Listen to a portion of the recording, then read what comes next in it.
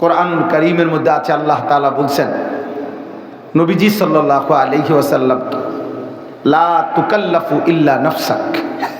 বন্ধু, জীবন চলার পথে কেউ যদি ঈমান আমলের উপরে আপনার সাথে কেউ না থাকে, সঙ্গী না হয়, কালেমার দাওয়াত দেওয়ার পরেও ধরে নেন কেউ নাই, তবুও আমি আল্লাহর হুকুমের ব্যাপারে, সমস্ত আহকামের ব্যাপারে আপনি একাই আদিষ্ট, অর্থাৎ আপনি একাই পালন করতে হবে।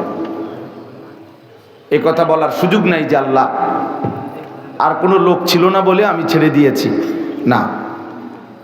ফাকাতিল ফি সাবিলিল্লাহ, কোরআনুল কারীমে আছে, আল্লাহ নবীজি সাল্লাল্লাহু আলাইহি ওয়াসাল্লামকেই বলছেন, যুদ্ধের ময়দানে আপনার সঙ্গী যদি কেউ আপনার সাথে না থাকে, আপনি তবুও একাই, কাতিল মানে এক বচন, আপনি একাই আল্লাহর পথে যুদ্ধ করুন। নবীজিকে বলছেন। এই জন্য আমাদের প্রিয় নবী সাল্লাল্লাহু আলাইহি ওয়াসাল্লাম একটি যুদ্ধ করেছিলেন, হুনাইনের যুদ্ধ, 8ম হিজরির পরে, মক্কা বিজয়ের পরে। সেই যুদ্ধে নবীজির সাথে 12,000 সাহাবী ছিলেন, কাফের ছিল মাত্র 4,000। কিন্তু ঘটনাচক্রে যুদ্ধের শুরুতেই 4,000 কাফেরের এমন তীব্র আক্রমণ করছে, 12,000 সাহাবী নবীজির থেকে ছত্রভঙ্গ হয়ে গেছে তৎক্ষণাৎ। এমন তীব্র আক্রমণ, সাহাবায়ে কেরাম ছিন্ন ভিন্ন হয়ে গেছে। তো তখন সমস্ত কিতাবের মধ্যে আছে, ওই যুদ্ধে আল্লাহ নবী সাল্লাল্লাহু আলাইহি ওয়াসাল্লাম আপন জায়গায় একাই মজবুতির সাথে দাঁড়াইছিলেন, এক চুলো নবীজি নড়েন না। কেন?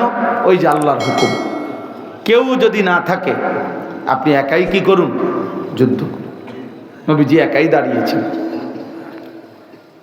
হযরত হুযায়ফা, রাসূলুল্লাহ সাল্লাল্লাহু আলাইহি ওয়াসাল্লামের বিখ্যাত সাহাবী হুযায়ফা, নবীজি সাল্লাল্লাহু আলাইহি সাল্লাম সবচেয়ে বেশি গোপন বিষয় যাকে বলতেন, কিয়ামত পর্যন্ত পৃথিবীতে কি কি হবে, নবীজির এই ভবিষ্যৎবাণীগুলো সবচেয়ে বেশি বর্ণনা করেছেন যিনি, উনি হুযায়ফা, এই সাহাবী।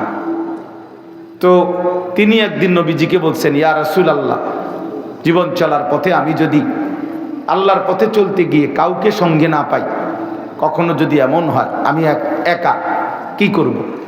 আল্লাহ নবী সাল্লাল্লাহু আলাইহি ওয়াসাল্লাম বলছেন, ফাআতাজিল তিলকাল ফিরাকা কুল্লাহা, গুনাহ এবং নাফরমানিতে লিপ্ত সব দল মতকে তুমি ছেড়ে দিও। আর ওয়ালাউ আনতা আদা বিআসলি শাজারাতিন হাত্তা ইউদরিকাকাল মাউত ওয়া আনতা আলা যালিক, এবং তুমি একা হলেও মৃত্যু পর্যন্ত গাছের গোড়ালি, শেকড়, মারির দাঁত দিয়ে কামড়াইয়া ধরে হলেও আল্লাহর দ্বীনের উপরে থেকো। এই নবীজি বলে গেছে।